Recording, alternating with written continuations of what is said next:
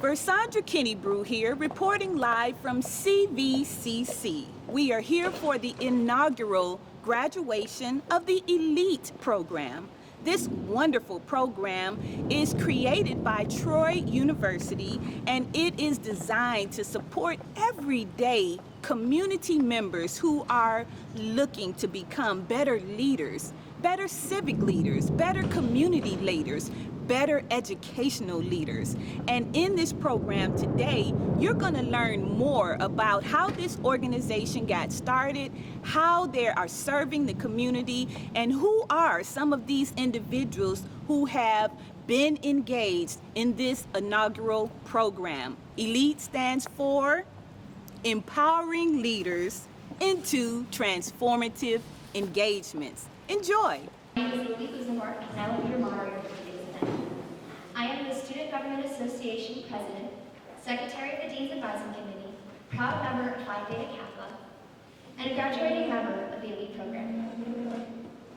Today we have gathered a group of esteemed leaders from various government positions in our community. They will share their insights and experiences on the topic of community leadership. Before we begin, let me take a moment to introduce our panelists. Councilwoman Vicki Carter represents District 2 of Phoenix City. She is a part of a 5-member city council, which is comprised of the mayor and 4 council members. They govern the city of Phoenix City and have each been elected to serve 4-year terms. The city council's duties include establishing goals and policies, enacting legislation, adopting the city's operating budget, and appropriating the funds which are necessary to provide service to the city's residents, businesses, and visitors for the provision of effective and efficient municipal services. Commissioner Chance Corbett represents District 6 in Russell County. His district includes the unincorporated communities of Seal, Dixie, and Crawford, bordering the county to the north in Russell County Districts 2, 4, 5, and 7. Commissioner Chance Corbett is actively involved in his district, bringing his experience as a lifelong resident of Russell County to the table. Countywide projects, as well as pertinent district concerns, are addressed and brought to solution. Commissioner Corbett has also begun the Citizens Academy, which is available to Russell County residents who are interested in the workings of county government, the services available, and the responsibilities of the various departments providing those services within the county. City Planning and Economic Development Director, Mr. Curry, is the latest member of the Phoenix City Economic Development Department. He has earned his bachelor's in business management and his master's in urban and regional planning from Alabama A&M University. He has nearly 6 years of experience and has worked in federal installation planning for the Department of Defense, both for the Army and the Air Force. He has also worked in public, private, and transportation planning. When not working or spending time with family, Curry enjoys hunting wild boar, which he sees as being a non-native storage on the environment. I would also like to introduce Chattahoochee Valley Community College President Jackie Screws, who will be joining us as well. We're really honored to have you here. Now that we know a little bit about our panelists, let's dive into our discussion on community leadership. We will cover various aspects, including ongoing initiatives, the challenges, and the futures of our community. So let's begin. Councilwoman Vicki Carter, would you mind sharing your thoughts on what community leadership is from your perspective? Yes, ma'am. Thank you. And thank you so much for the invite. It is a privilege and an honor to be before you today. But I want to first just ask, whom am I speaking to? So if you are one of the potential graduates of today's Leadership Academy, will you please stand?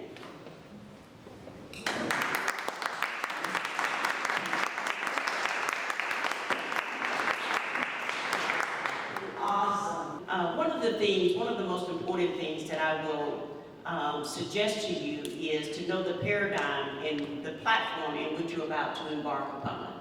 It is a lot out there. Change is inevitable, as we all know. But one of the most important things that I would say to you or suggest to you is know the platform in which you're about to partake in. A lot of things continue to change in such a way that we have no control over. But you gotta have loyalty within your community. And one of the most important things I will also say is when you become the leader that you are on different platform levels, you are invested in the lives of others. And so that creates a huge platform on how to proceed and how to be effective in your leadership. So again, I would say just kind of notice where we are, where you are today, and where you want to see the progression of your community, of your city, or wherever you decide to choose, your school, wherever you decide to lead, and lead by example. And for Commissioner Chance Corbett,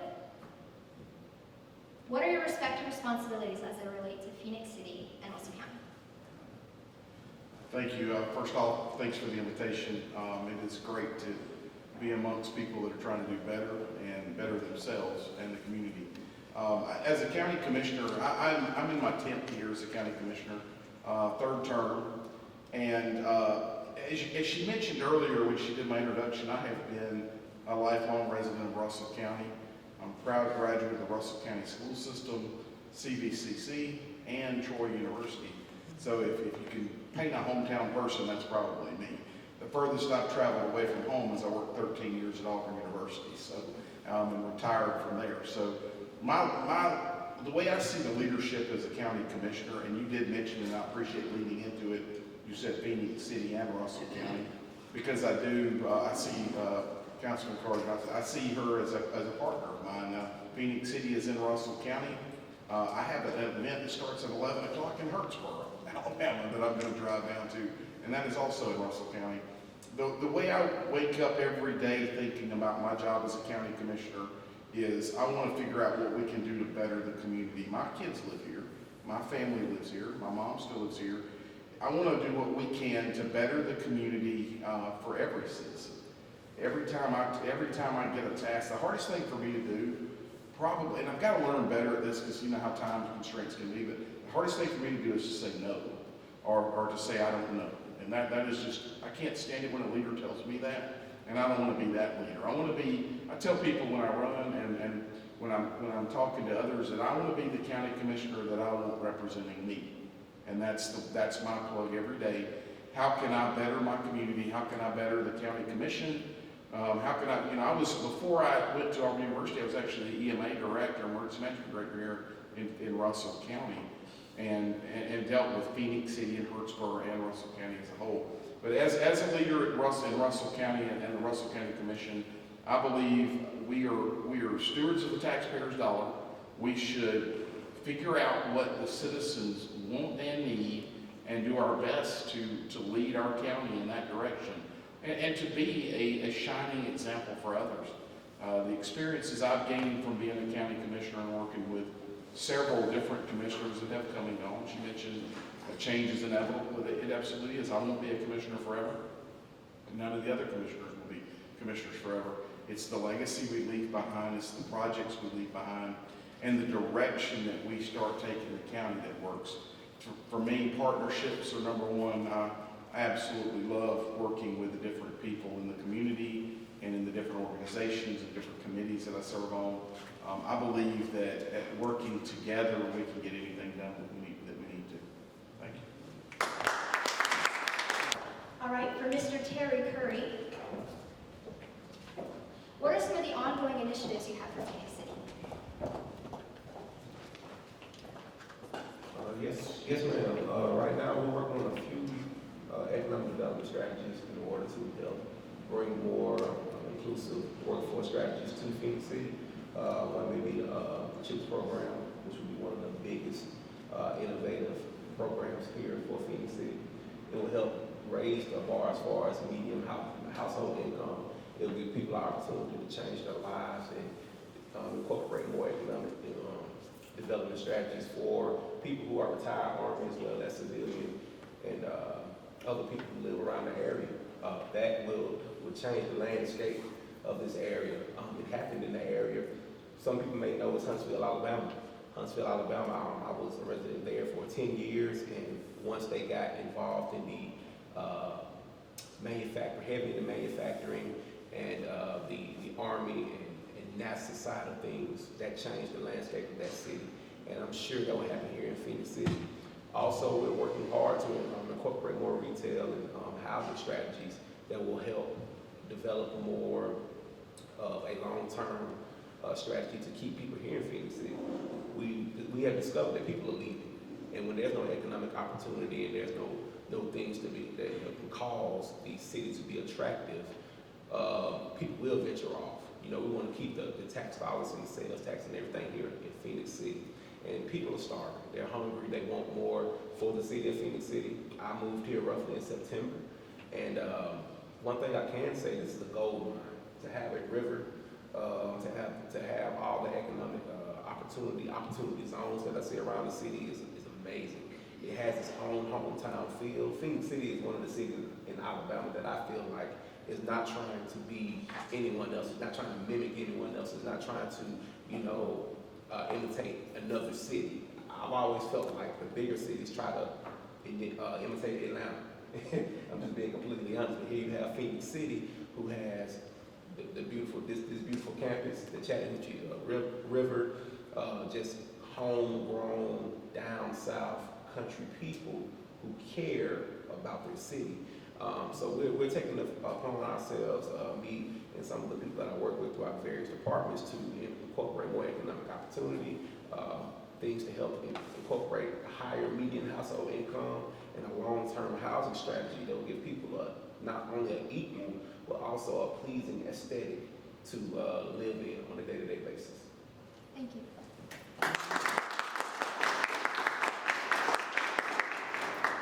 And to President Jackie Spears, thank you so much for coming. We really appreciate it, especially getting that educational leadership impact with our questions. As a student who's interested in leadership, would you have any advice for college-age students who would like to pursue careers in leadership, whether it be on the educational or the county or the government aspect side of that?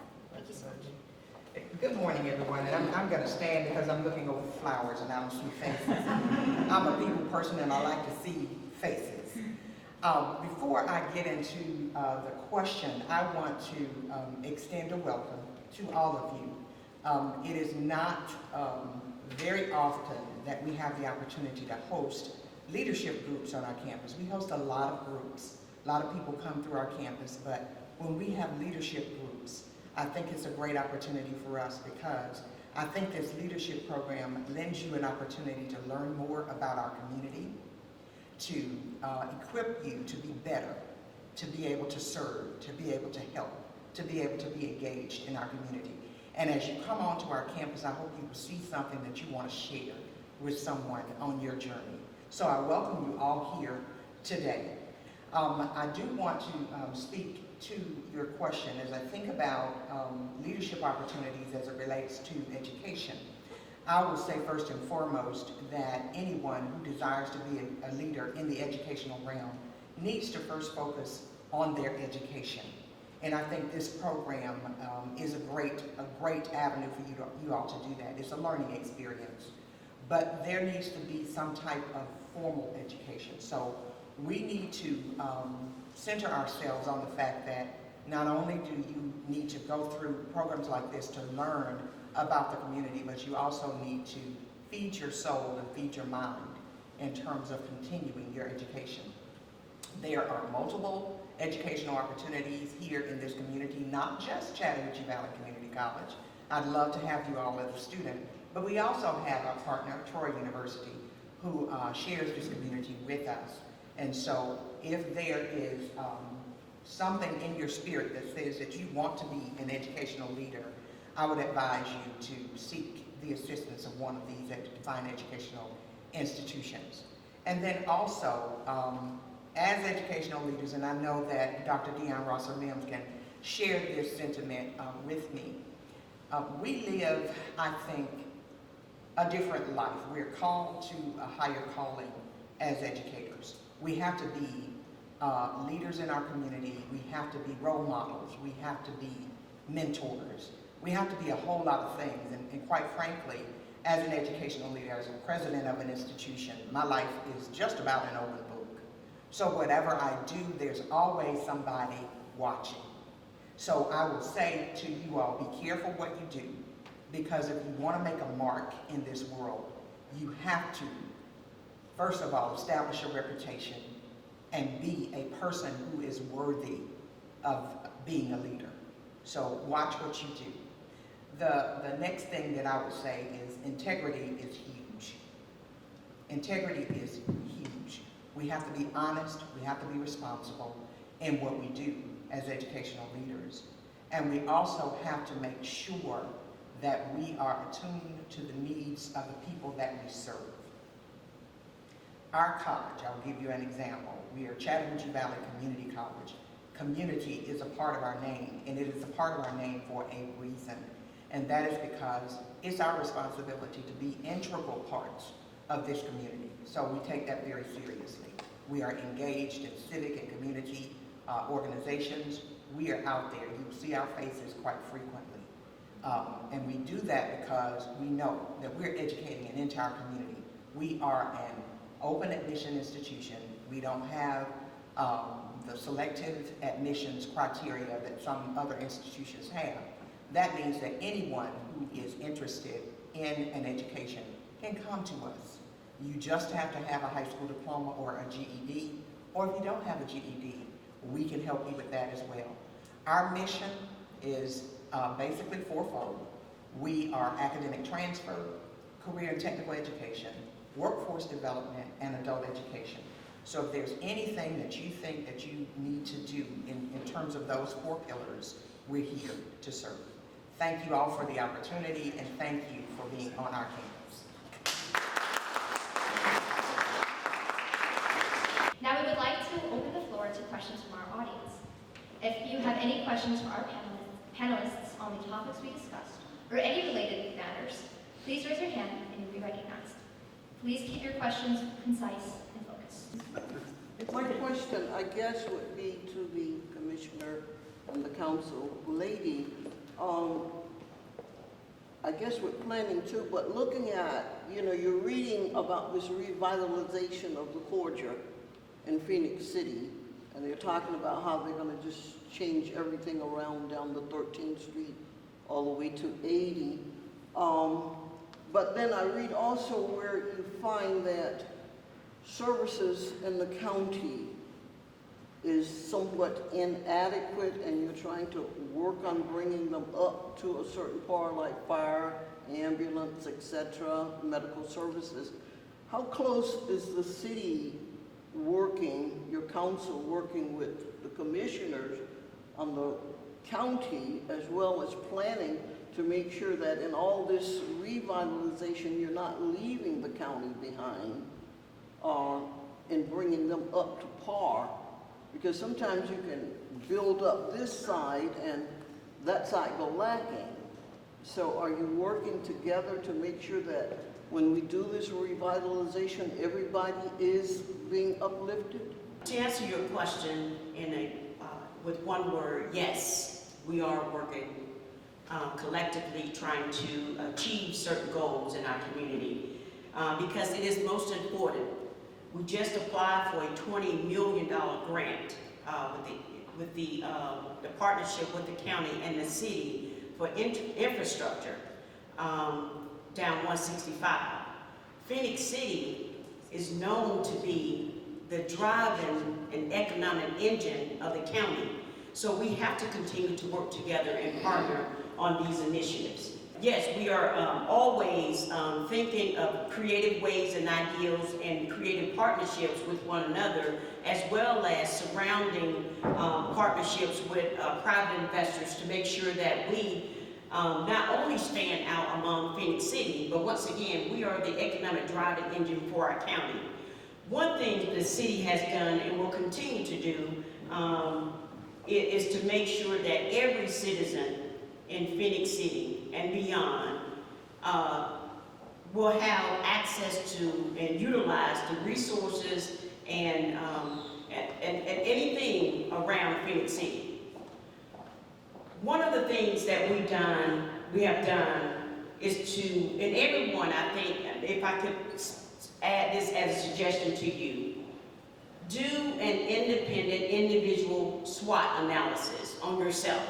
Look at your strengths, look at your weaknesses, look at opportunities, and look at threats, because they are out there.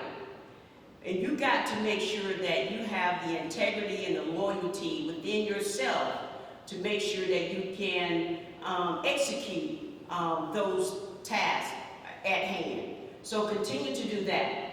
But once again, going back to your question, the second district, it is the heart of Phoenix City. It is that corridor that really brings individual tourism into Phoenix City. So if you're coming off of 280 bypass 431, you eventually end up in the second district, which is that, I tell everyone all the time, it is that main artery in Phoenix City that say, you know, if I go left, there's going to be opportunities there. If I go right, there will be opportunities there.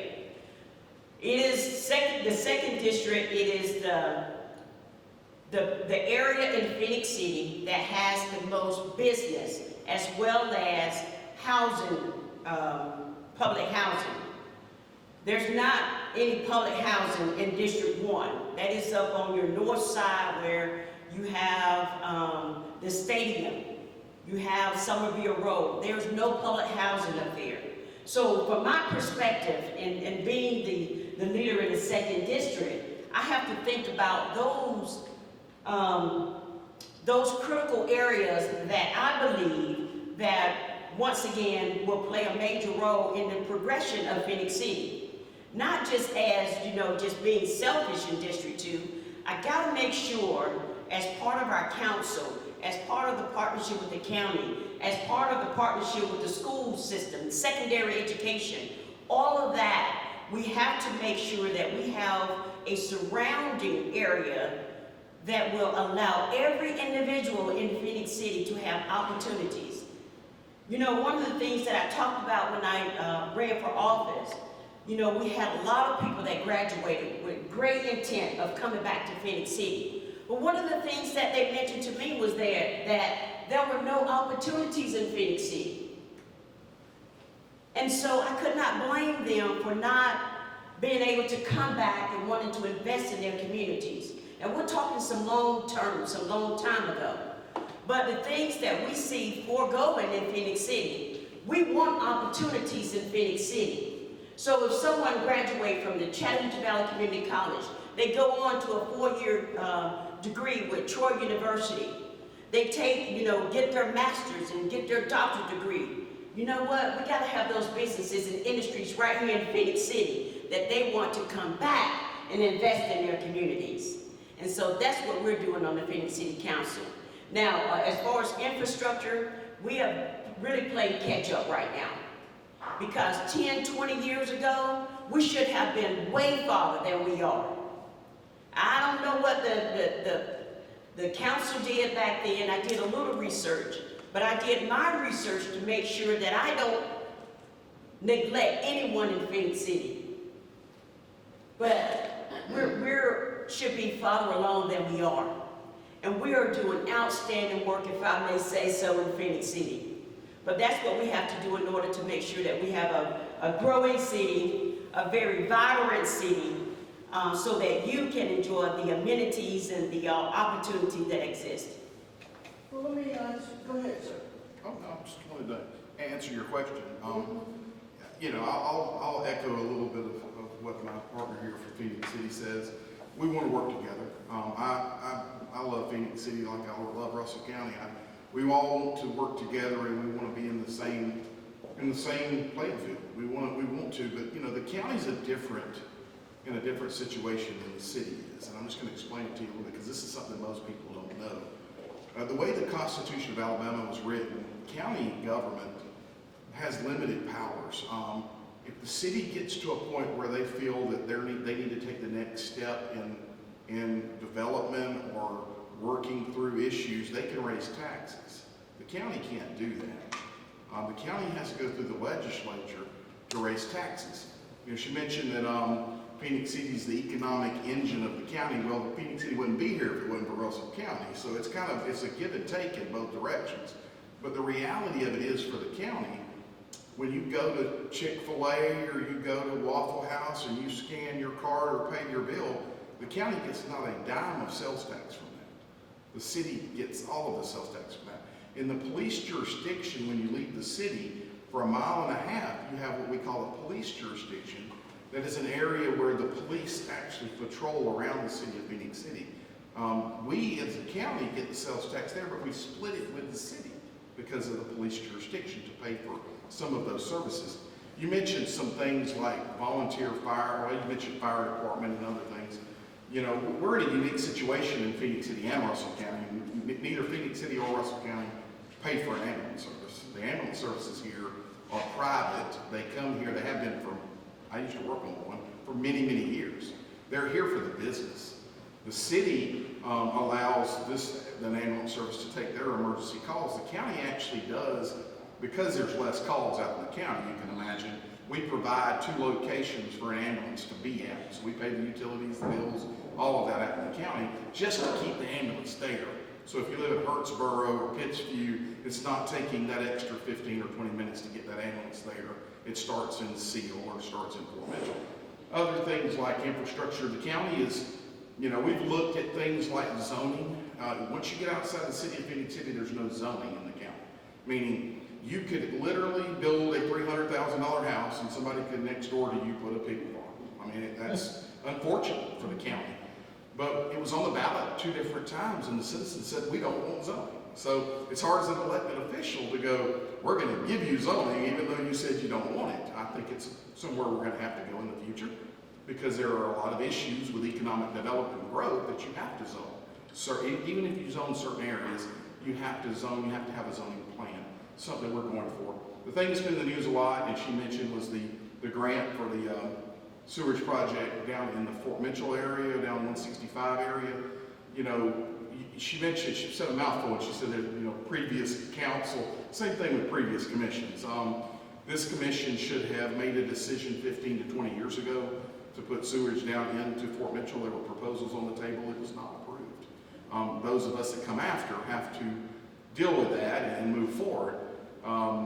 That being said, now it's a lot more expensive than it was back then, and back then they were building houses and it would have paid for itself. Now there's nobody that wants to go into it, so it's a tough one. This proposal that we're going through with the Department of Defense and this grant, you know, we're basically handing the key. We're going to build it and hand the keys to Phoenix City to run it and to own the line going down.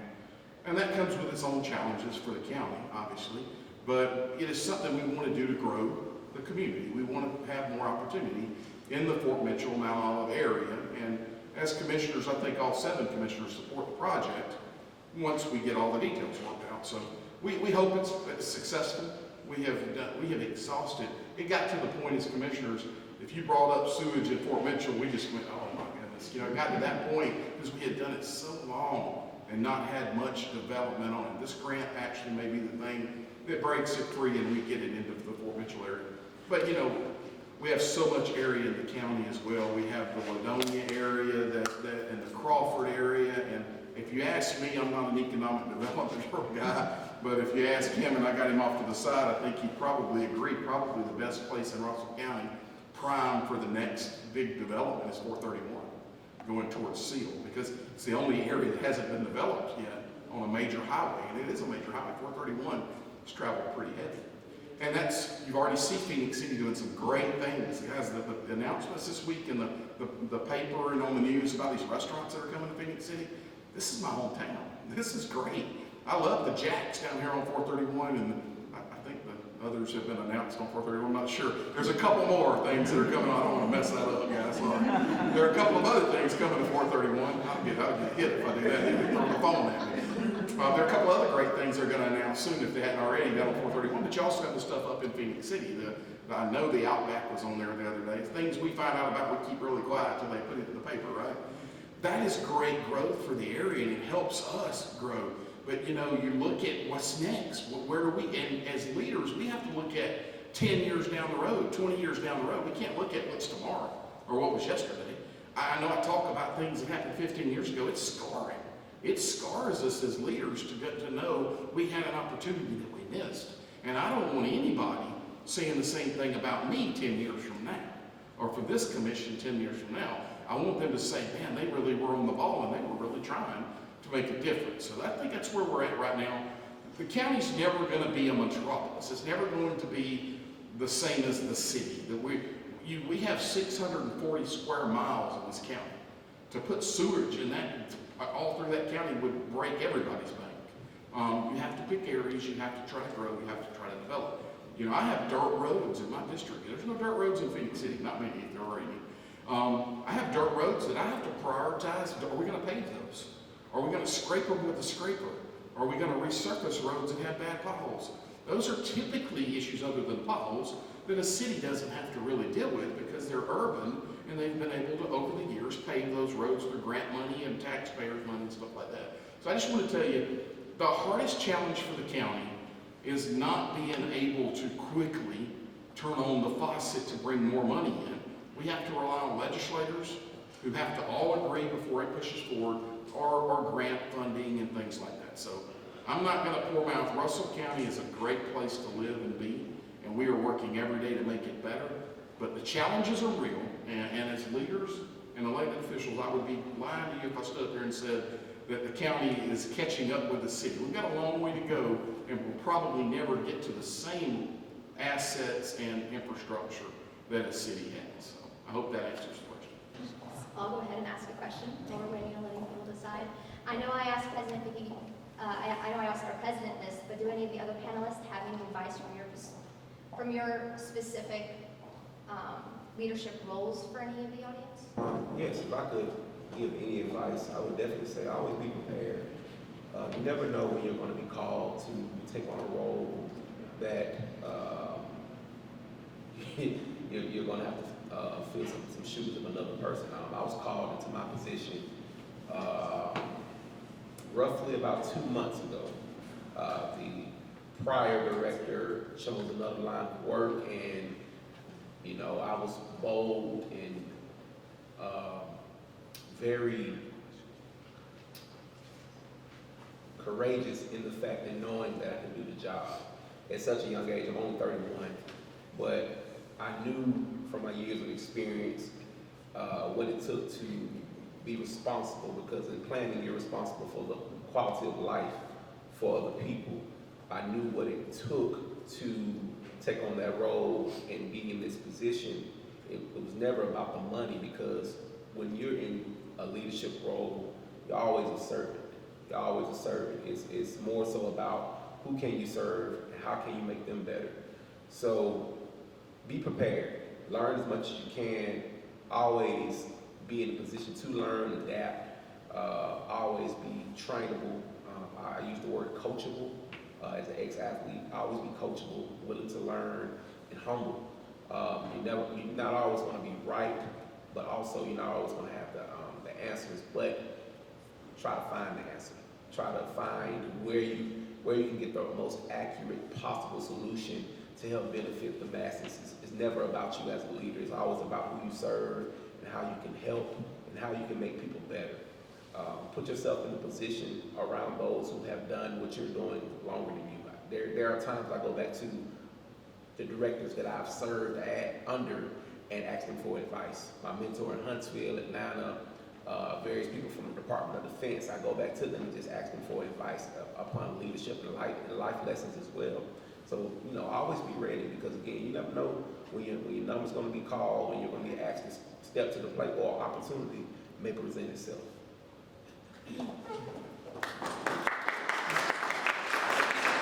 My question is actually for anyone who would like to answer it.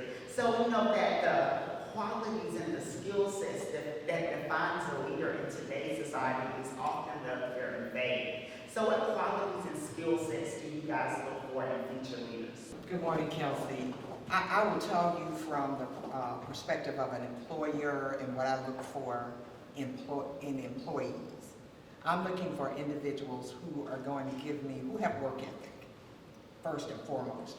And that seems to be something that is diminishing in our society. People don't have work ethic. They think they're going to get something for nothing. Everyone has, and I'm saying everyone, but not everyone, but a lot of people have this notion that they're going to get rich quick, and I'm not going to have to put forth a whole lot of effort. I think social media and those things that we see on television right now have kind of clouded people's brain, but work ethic is a huge need. So that's first and foremost.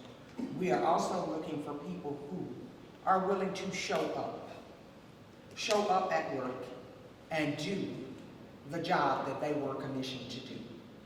We want to pay people for their work, and we expect them to perform. So those are the things that are top of mind for me. And also, I have to go back to that integrity. We need people who are honest, who believe in doing the right thing, even when they are not being directly supervised. Because, you know, leaders don't always have the time nor the opportunity to see you, to witness what you're doing every day, but we're expecting to be able to hire people and put them in a role and expect them to do what it is that they're supposed to do without me being there standing over them.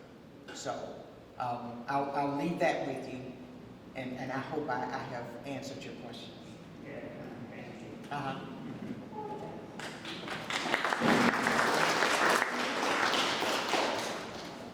Anyone else want to answer the question?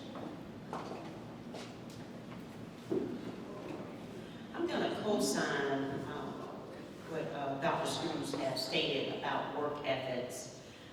It is so important, and we do find that in today's society there's a labor shortage, and it's because the individuals are not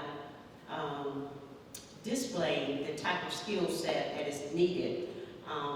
Also with the notion of, once again, I can do what I want to do, the world revolves around me. That's not going to get it. But, you know, integrity is something that, it is a learned character, I would say. It's something that we're really born with. Now, along the way to the adulthood, I believe sometimes it gets jeopardized. But again, integrity is something that you have to bring forward. It is something that I can't teach you. I can't teach you integrity.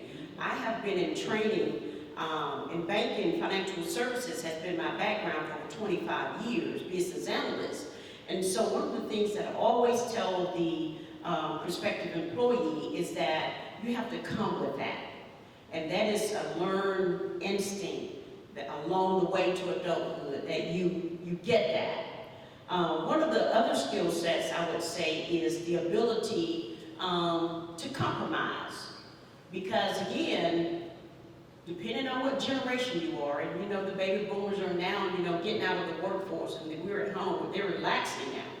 But Generation X and Generation Z, along the way, in my belief, is that the ball has been dropped on integrity and the ability to compromise. And that is so important in today's market, that we need that. We need that to, you know, come back to be that lifeline in the growth and development, not only in our communities, our close communities, but in the state, the nation, and Lord knows the world. And we just have to make sure that, you know, the next person that I talk to, or the next, you know, youngster that I come into contact with, those are some of the things that I'm asking them, and I'm trying to get a feel if that is being developed. Because developmental, as we all know, is very, very important. And so the skill set that it will take to be, you know, to make sure that you're, you know, being the leader, the effective leader, and uncovering those hidden talents, you've got to have the ability and the willingness to want to do it. And so along the way, we must continue to educate and engage individuals to make sure that they are on the right level when it comes to wanting to be the leader that we so desire. And we see that in the nation today, in our nation today, the leadership. You know, a lot of times, like I said, it can be compromised along the way. But integrity and the ability and willingness to want to serve in the right perspective, and you know, you've got to have that, okay?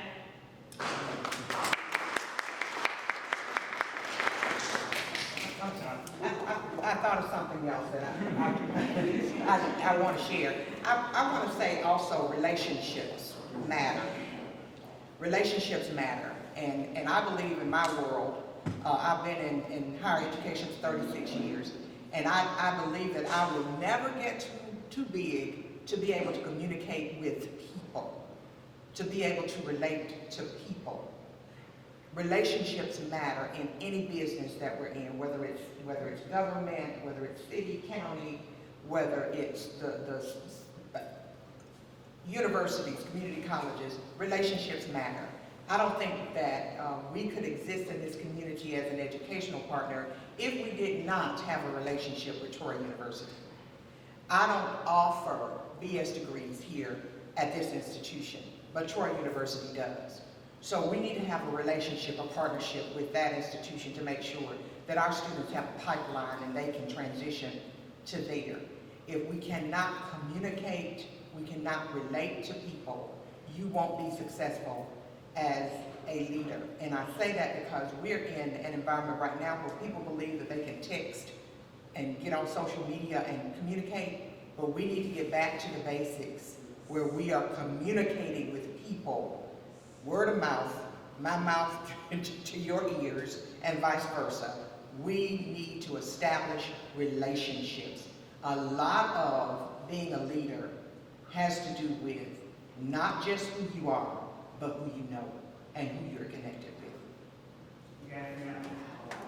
I often feel like the world of social media has caused the lack of leadership that we see today, for the matter that everyone feels like they can just be a content creator and make millions. So is there any programs or is there anything that you see in place future related that we can get people out of the mindset that there's other outlets to being successful other than being a content creator on social media? I don't know that we have any programs directly, but look at the total cadre of things that we have to offer, the total program offering that's available at Troy University. People really need to take a look. We need to take a look at what's going on in our society. We keep talking about chips. Do you all even know what that is? Do you know what that is? And I probably need to call Dr. Deion Ross-Mims up here to expound on this. But the reality is that every day, just about every mechanical thing, every technical thing that we use have a chip in it. And those chips are manufactured outside of the United States. So we are dependent upon other countries for our survival. Your phone, your washing machine, your toaster, all of these components that are electrical and have a smart mind. Because we're in a defense system. yes, we're in a smart world. Security issue. Yeah, that's what they're talking about, the CHIPS initiative. We are really trying to develop a strategy where we can attract a major semiconductor manufacturer to this community, this region. So what we need to do is be careful and take a look at what's going on in society. Social media and all of that stuff, they are fads. They're fads. So that means it may be popular right now, but I don't know that it's going to last forever. So we need to be looking at careers that will sustain us, that will improve our quality of life for generations to come. So that's all I say. Look at what we have to offer here at Chattahoochee Valley. Look at how that impacts our community, because we try to offer programs and services that are relevant, that are timely, that will provide a sustainable income for the individuals that we serve. And that's, I can say that same thing about Troy University. So people just need to look. All of that stuff is glitz and glamour, and it's not going to last forever. Okay.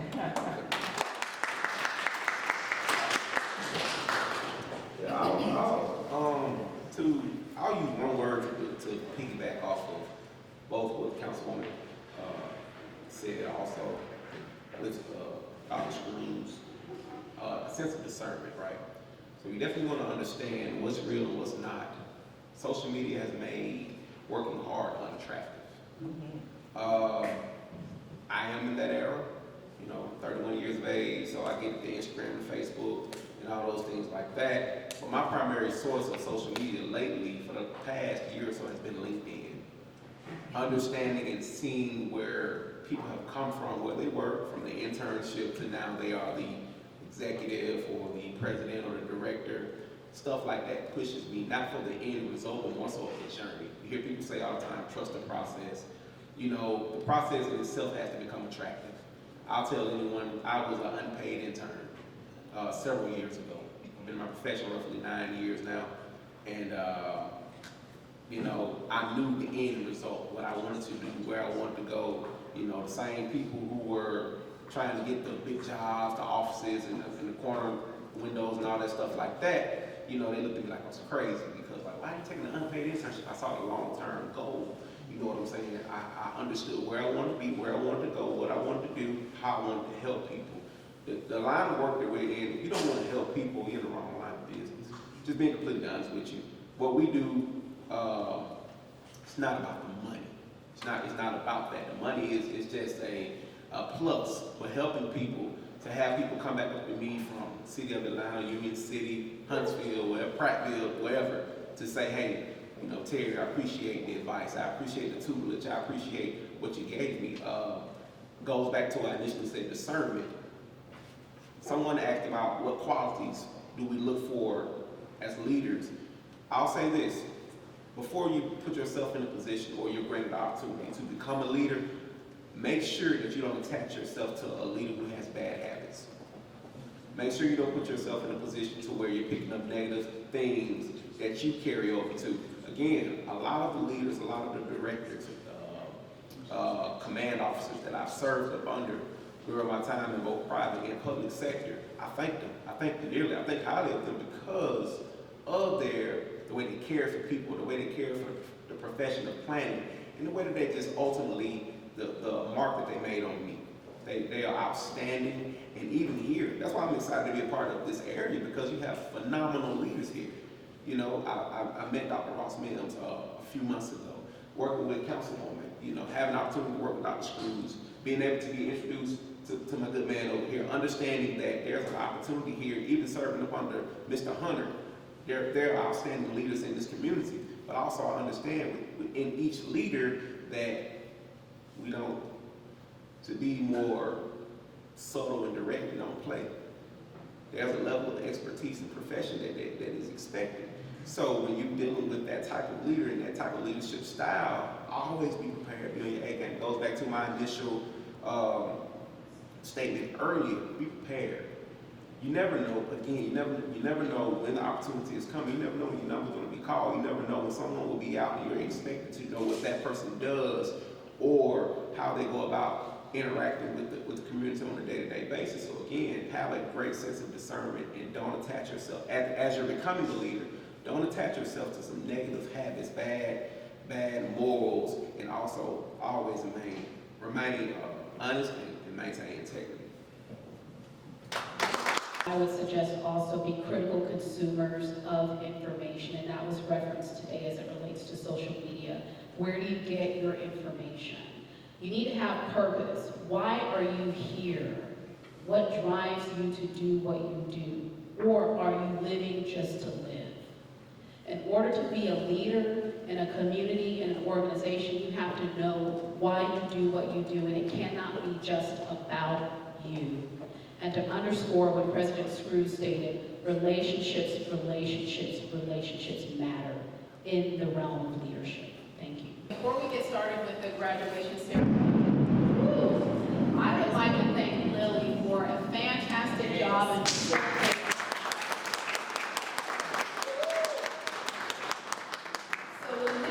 first of all, let me introduce myself. I'm making the assumption that everyone knows me, and so I am Dion Rosser-Mims, and I serve as the campus vice chancellor at Troy University, the Phoenix City campus, and it is my distinct honor and just privilege to be here with you and with the team, the E.L.I.T.E planning team, who has worked months, for about a year, I believe, to build this program, which is designed to reach members of our community who perhaps may not have viewed themselves as leaders, but we did.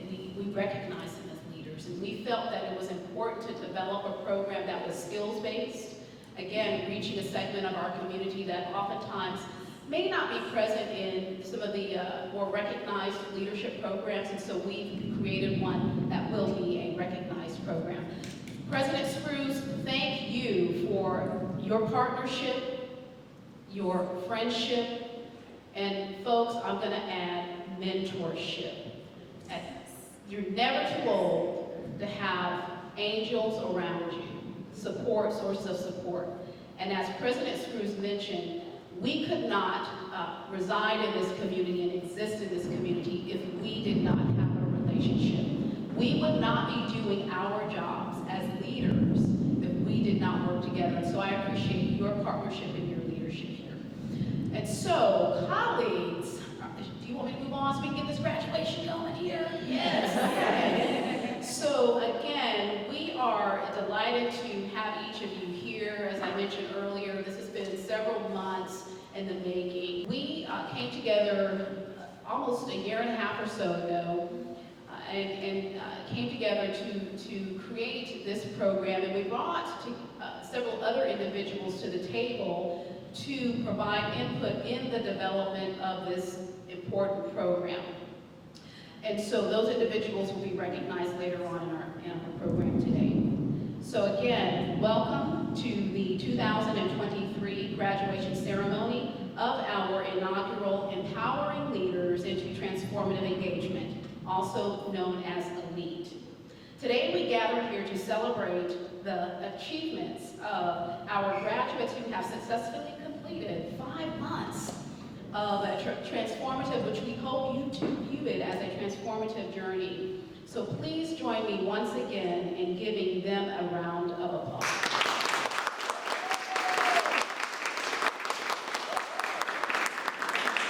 And so to our graduates, you have shown great dedication, commitment, and perseverance throughout this program.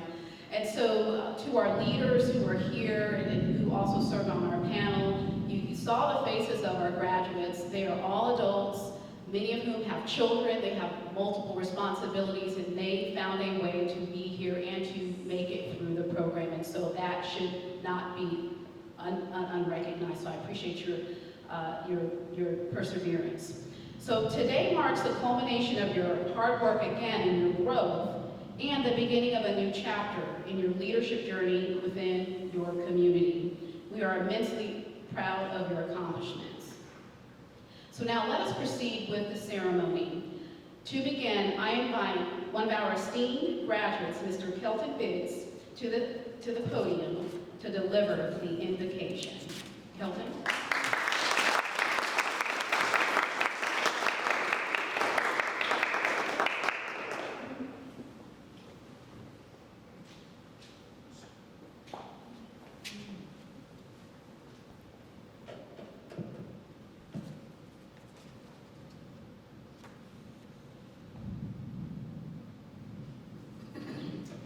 Good, gracious, and kind God.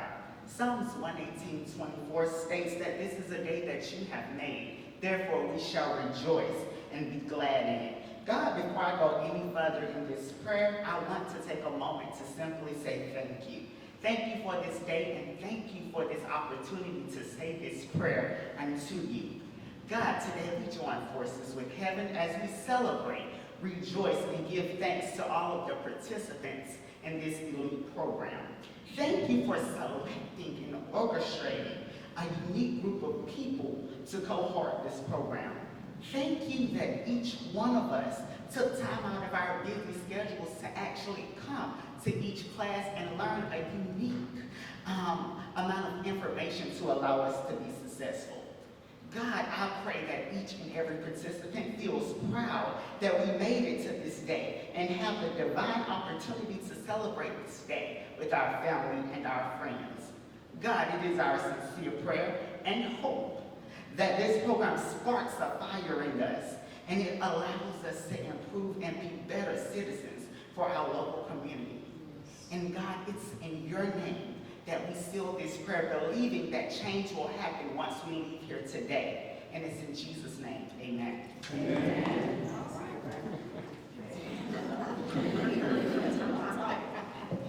So as you can see, several members of the graduating class have roles in this program, so thank you. And now it is my honor to introduce and welcome our keynote speaker for today. A longtime friend of 20 plus years or so, Ms. Consuela Thompson, who serves as the Executive Director of the Georgia Community Action Association. She has more than 15 years of leadership, project management, and organizational development experience in the private, public, and nonprofit sectors. She has strong skills leading, designing, and maintaining programs, building organizational capacity, and establishing collaborative partnerships. Ms. Thompson has a bachelor's degree in sociology and a Master of Public Administration. She is currently attending Georgia State University to obtain her PhD in sociology and serves as the executive director of the Georgia Community Action Association. She also has experience as a program manager for the DeKalb Neighborhood Leadership Institute. In fact, that is where she and I first met, where I served as a facilitator for one of the a couple of the leadership programs years ago. And so she was instrumental and has been instrumental in the establishment of E.L.I.T.E. Consuela, thank you for being here.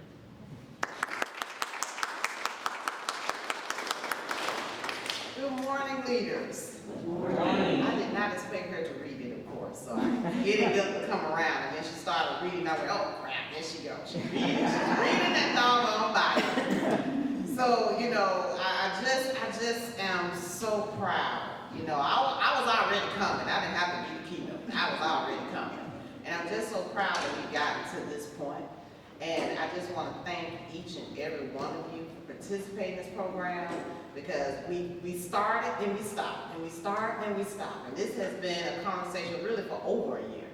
Of traveling to Alabama, meeting with different partners. We started with just the two of us talking first, then Angel came in, then Rasandra came in, and we just kept building it out until we finally got a great combination of people to start moving this project forward. So I want to just, for you all to all give yourselves a hand for participating in this inaugural. It's my honor and pleasure to be here today. Now I was told I got 5 minutes, so I am going to, I wrote it down too, because I said, because y'all know how I get about this kind of stuff. I love civic engagement. I love community work. All of it is just a true passion of mine. In my program at Georgia State, working on my PhD, they actually question why. What is your why? Why are you here?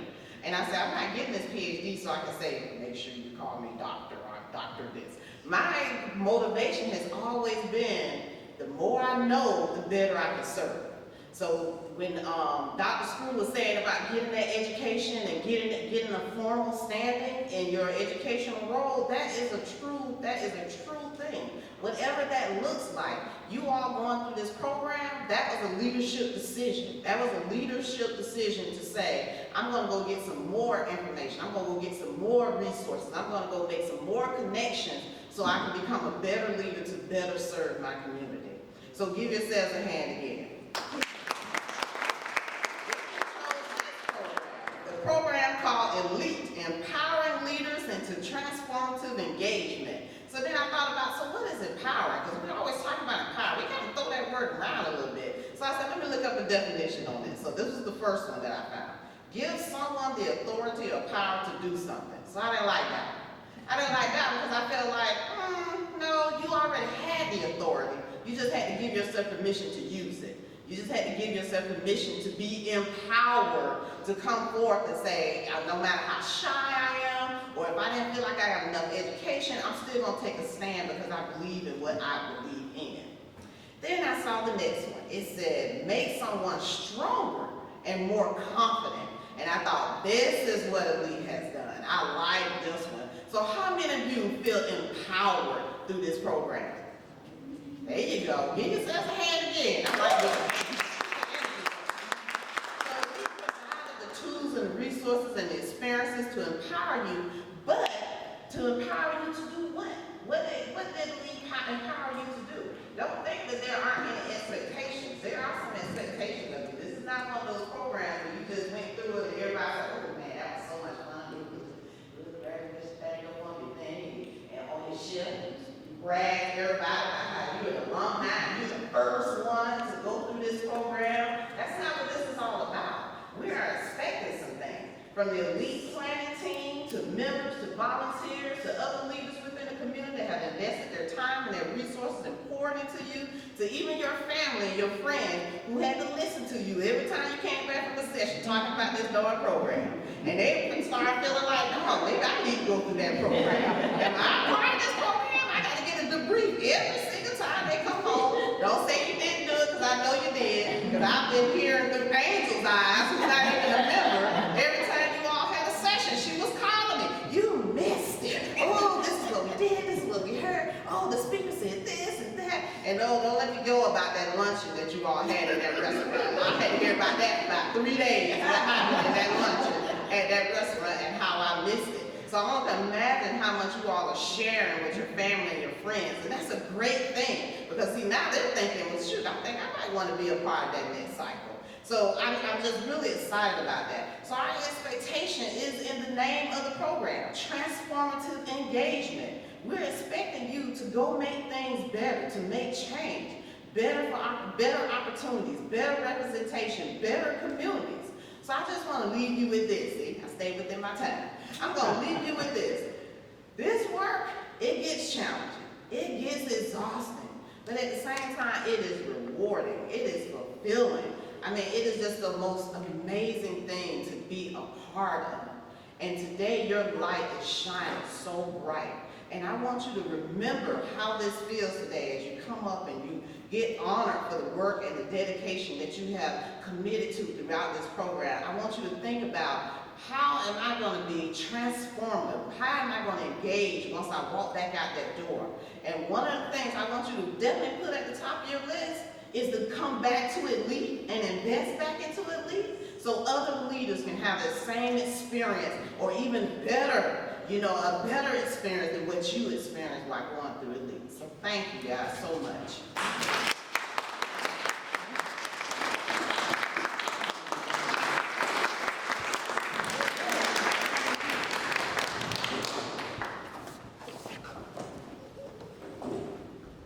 Please give, and I will be preemptive, give Dr. Thompson soon.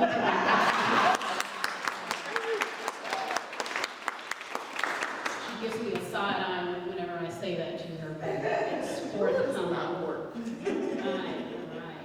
So now we come to the most important component or part of this day, and that is to get you your recognition and with these gifts that we have available. And so at this time, I would ask, as we begin the presentation of our graduates, that Ms. Angel Walker please come forward.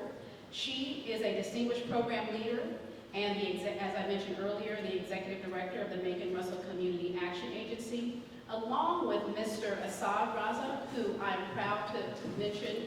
He is one of Troy University's doctoral students in the doctoral program in global leadership that I had the privilege of helping to establish. And so, Roz, thank you so much for being there in our corner. And so these individuals will assist us in the presentation of our graduates, and so we will begin the presentation now.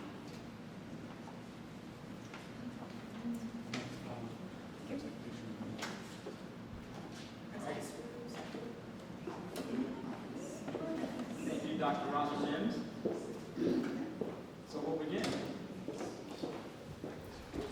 Please forgive me if I mess up the name. All right. First, Miss Lily Busenbark.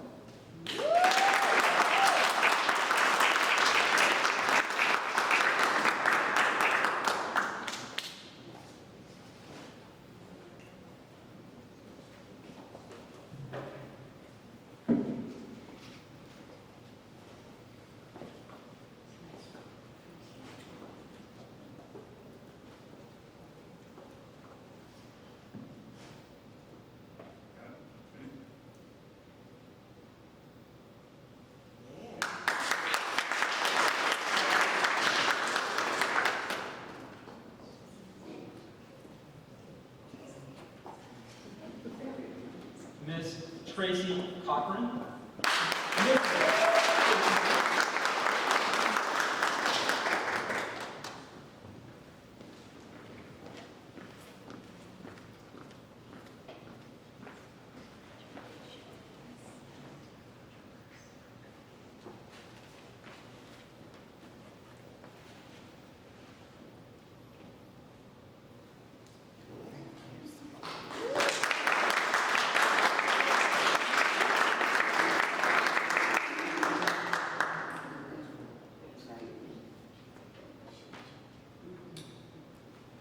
Miss Johnny Jordan.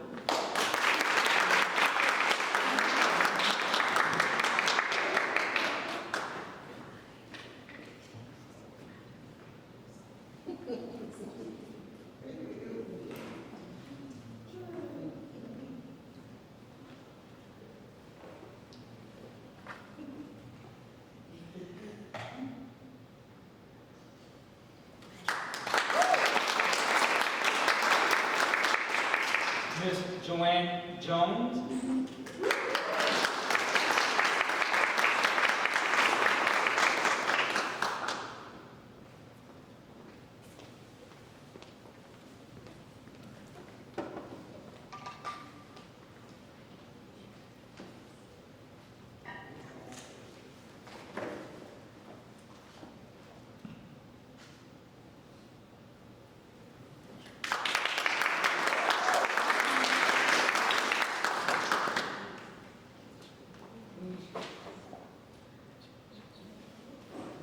Miss Wanda Echeni.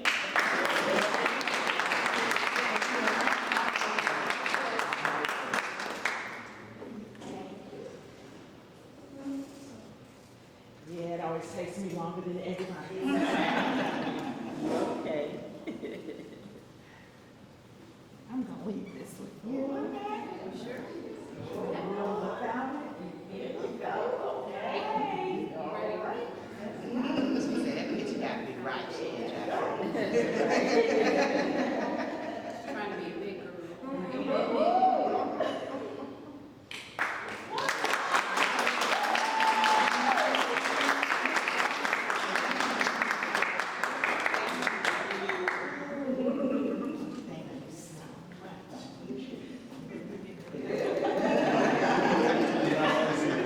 Thank you so much. Miss Kiera Moffitt.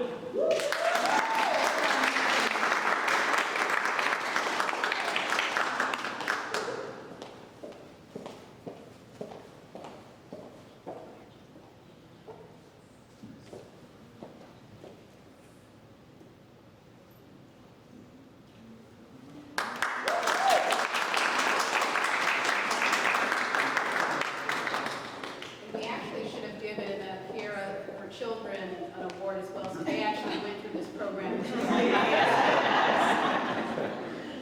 Mr. Kelton Biggs.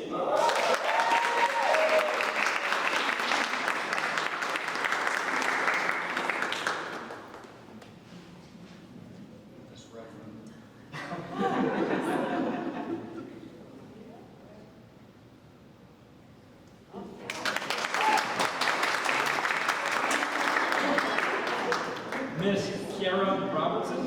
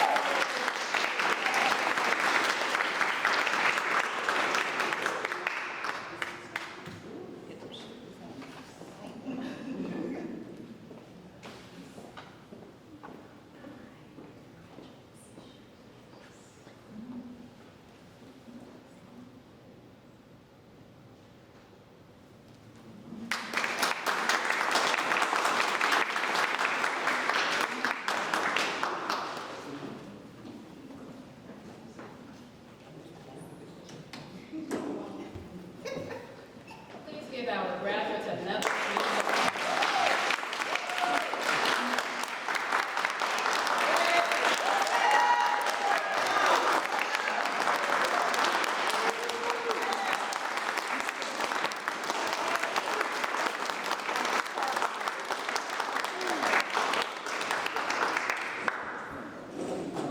Alright, so congratulations once again to all of our graduates. Your commitment and personal growth, your perseverance and unwavering determination have brought you to this point. We commend you for your outstanding achievements. As we approach the end of the ceremony, let us once again express our deep appreciation to our graduates, the elite staff and volunteers and community leaders, and all those who have supported them throughout this experience. I would ask Ms. Angel Walker to please come forward to offer closing remarks.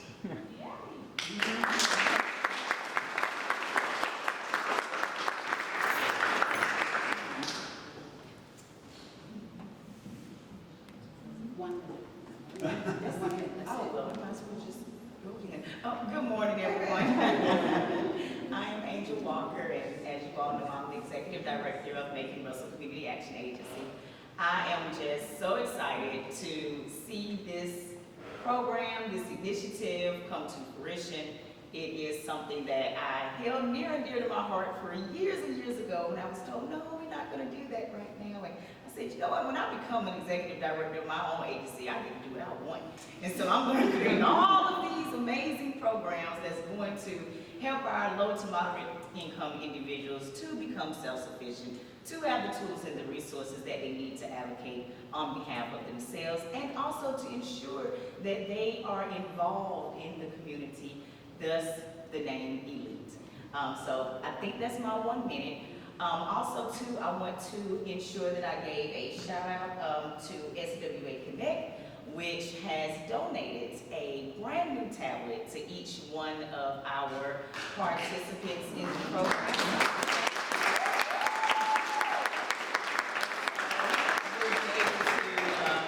Do your application for Troy and for CVCC and to get on LinkedIn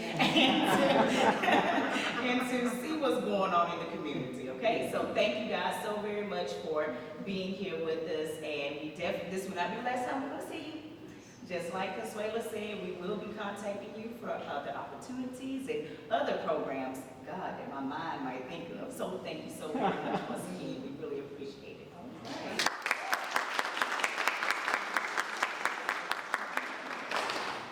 So this concludes our graduation for the inaugural program of E.L.I.T.E. Thank you so much for showing your support.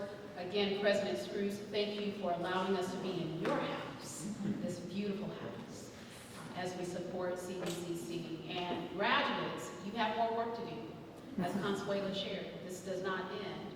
In fact, we invite you to participate in the East Alabama Chambers Leadership Program. That's the next phase of your development. That has been built into the overall sort of vision for this program, and that is for you to transition to that program, which will expose you to even more community leaders and to learn more about the resources and the assets in our community. Again, thank you so much. We will enjoy our wonderful meal sponsored by Macon Russell Community Action Agency.